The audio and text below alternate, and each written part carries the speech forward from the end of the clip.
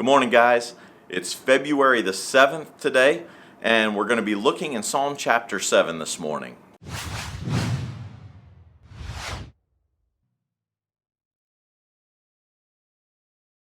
Psalm chapter 7 here has a lot of good stuff in it. In fact, this is a time in David's life when he is being attacked and having some really bad gossip and lies spread about him. This psalm was written about a man named Cush, C-U-S-H, and this was one of King Saul's men who would come in and lie about David, causing King Saul to go after David to try to kill him.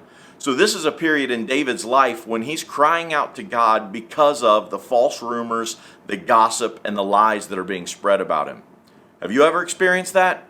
Have you ever had somebody spread something about you that was an absolute lie? Something that hurt your reputation, hurt your testimony, that would cause other people to come out after you. That's what David is writing about in this psalm. He goes through and he's open and he's honest before God, pouring his heart out. He says in verse 3, "O Lord my God, if I have done wrong or am guilty of injustice, if I have betrayed a friend or plundered my enemy without cause, then let my enemies capture me. Let them trample me into the ground and drag my honor in the dust."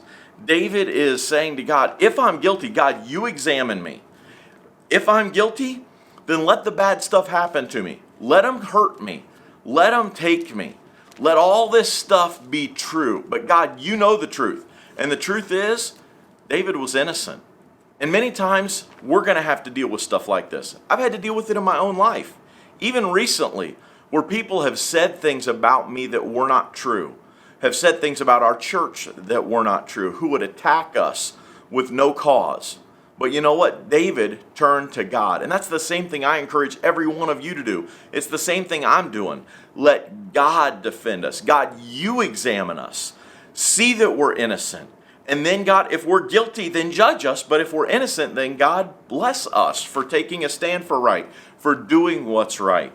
David goes on down here and says, if a person, in verse 12, he says, if a person does not repent, God will sharpen his sword. He will bend his string, his bow, or he will and string his bow. He will prepare his deadly weapons and shoot his flaming arrows. I mean, God, if this person does not repent of what they are saying when it is proven to be not true, then take your sword, take your bow and your arrows. And guess what happened to King Saul? He got an arrow and he got a sword. It's interesting how David uses all this, and it's almost prophetic how it comes. But David says in verse 9, in the evil of those who are wicked and defend the righteous, for you look deep within the mind and heart, O righteous God. God, you are the one who is going to judge me. Look inside of me. Examine me. You look deep within the mind. And when God, you prove that this is not true, when I am proven innocent, then God, you have to judge those who are coming after me, because I'm not going to attack them.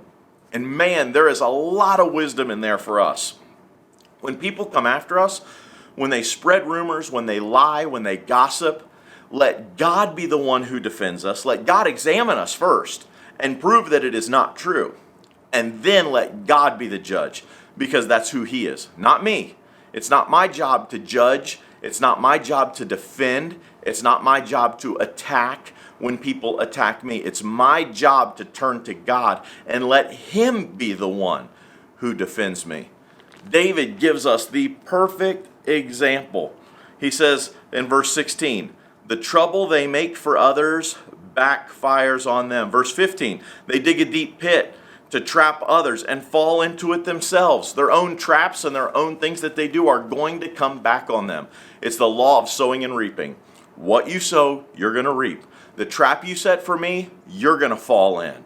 The plans you have for me, God's going to bring them back on you. But as a believer, I cannot rejoice when my enemy falls.